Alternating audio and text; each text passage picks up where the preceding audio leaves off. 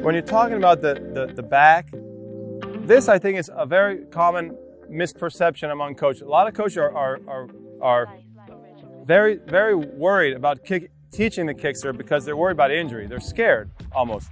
You want to keep the lower back, the lumbar straight, but in the upper back, there is a slight flex in the thoracic region. So behind the chest, that can flex. Lean back with your neck, just your neck. Yeah, your neck going back. So the chest is going to come out a little, and he's going to get thoracic extension, but he shouldn't have extension in the lower back. You don't want to have lumbar extension. So that I think needs to be emphasized. I think coaches should focus more on keeping the lower back straight, but allowing a player to flex a little at the top, behind the chest, the thoracic extension. Right? So go ahead. Just go to the motion. Yeah, go.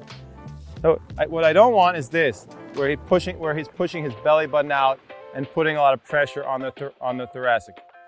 What I think is acceptable and what you can encourage is the bending of the neck and the pushing out of the chest, and that's creating a slight curve in the upper back, which I think is extremely safe. What's dangerous on the kick serve is arching the lower back and putting a lot of pressure down in the lower back. You know, but the biggest prevention for that is not to toss too extreme. But sometimes you'll have a player who they really throw out their hips and they put a lot of pressure on their back, and you have to work with them to get a safer body movement.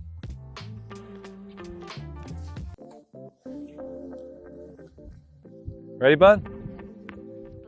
So when you toss it a little left, you can bend here, lean back a little there with your chest out, and the head up, head back, sorry. Like this is good, but don't do that, right? Okay. Yeah. That's it. Okay, come on, more up. Okay, great height there. But I don't think you have enough spinny sound. How can you get more spinny sound? Yeah, and also this is a tricky one to be a little looser in the wrist. And I know that on high-speed video, there's very little wrist movement pre-impact. The wrist stays actually pretty firm, and then most of the wrist flexion is after impact. But nevertheless, I always tell a kid to try to use their wrist in a brushing fashion because it helps to loosen up. It helps to loosen up the movement.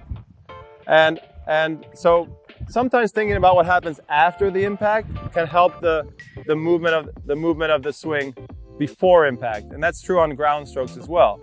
But I think you should loosen the wrist a little and try to flick it out and up, or up and out, and see if that helps. You know, if you're too tight in here, you won't get much brushing. All right, nice, yeah. Got one?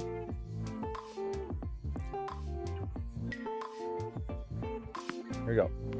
Turn the shoulders. Focus on staying sideways while you're doing all that brushing. Yeah, what do you think? That was flat, dude. No, I don't think they had a lot of spin. Yeah, that's good. You talk to a kid, you say, hey, that's been a lot. I have a lot of kids who come and they say, hey, Chris, here's my kick serve. And it's not a kick serve at all. It looks pretty flat, actually. And I say, that's not a kick serve. Kick serve should have the spinny sound.